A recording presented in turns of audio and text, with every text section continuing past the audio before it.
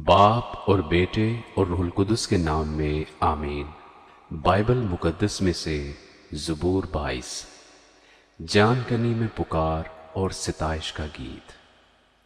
ऐ मेरे खुदा, ऐ मेरे खुदा, तूने मुझे क्यों छोड़ दिया? तू मेरी मदद और मेरे नाला और फरियाद से क्यों दूर रहता है?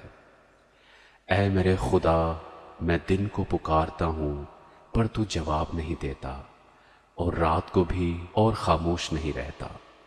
लेकिन तू कुद्दूस है, तू जो इस्राएल की हम्दो सना पर तख्त नशीन है।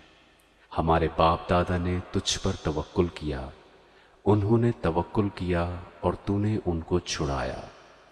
उन्होंने तुझसे फरियाद की और रिहाई पाई। उन्होंने तुझ पर तवक्कुल किया और शर्मिंदा ना हुए। पर मैं तो कीड़ा हूँ, इंसान नहीं, आदमियों में अंगुश्त नुमा हूँ और लोगों में हकीर। वो सब मुझे देखते हैं और मेरा मज़हका उड़ाते हैं।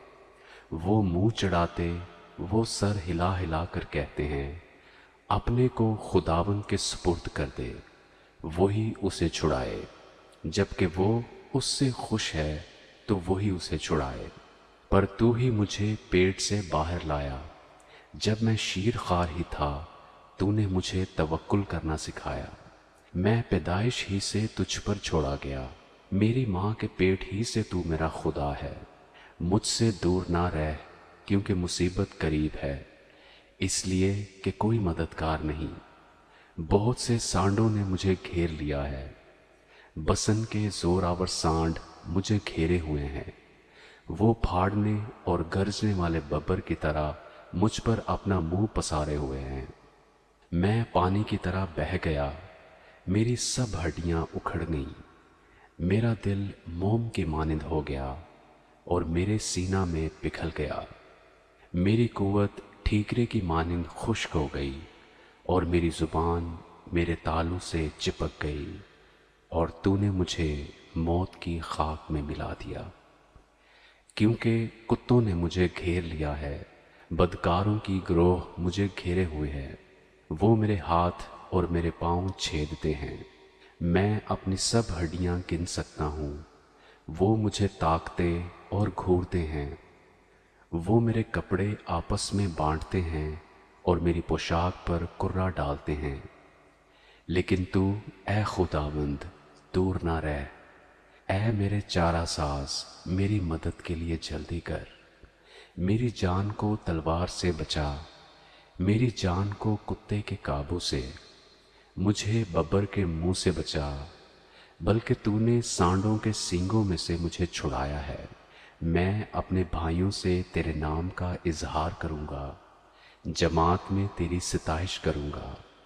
ऐ खुदावंद से डरने वालों, उसकी सिताइश करो। ऐ याकूब की औलाद, सब उसकी तमजीद करो।